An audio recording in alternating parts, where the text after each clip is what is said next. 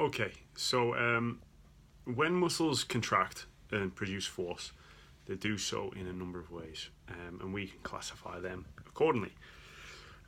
So one general classification is isotonic contractions. Now this would be where the muscle does change length whilst producing the force, and this can be further subdivided in two ways. So we've got isotonic concentric, where a muscle shortens as it produces tension, and isotonic eccentric, where a muscle lengthens whilst producing tension.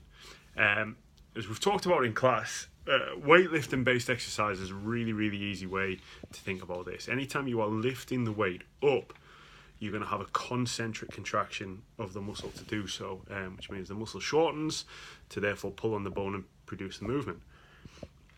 The way down is always eccentric. You are lowering the weight under control. The muscles lengthen to do so, but they have to produce force. They've got to keep the tension on, otherwise that weight will just fall to the ground uncontrolled, and which could cause injury.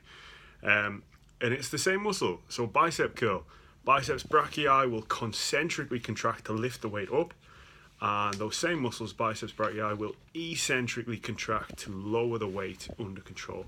The other time we see eccentric action is in control movement or absorbing force. So as we sprint, quadriceps contract concentrically to extend the knee to produce that forward propulsion, and to prevent hyperextension and injury and to prepare for the next phase of movement, hamstrings will be producing force eccentrically.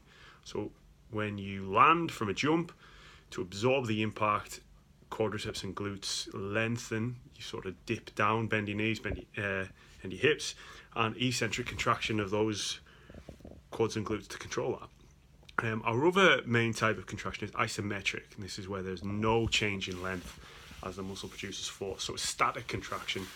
Plank, great exercise to really illustrate where we use isometrics. But it tends to happen all the time. Anytime we're maintaining posture, anytime we're pushing or pulling against an object that we're not really strong enough to move, we're going to be isometric. The final one, isokinetic, a contraction where the muscle changes length at a constant speed. Now this is the one we don't see naturally in movement, and we looked at it in class. We saw an isokinetic dynamometer, which is a nice, big, expensive bit of kit where we can produce isokinetic contractions, which is a useful tool for rehabilitation. So concentric shorter, eccentric longer, isometric the same length, isokinetic we can probably forget about for now.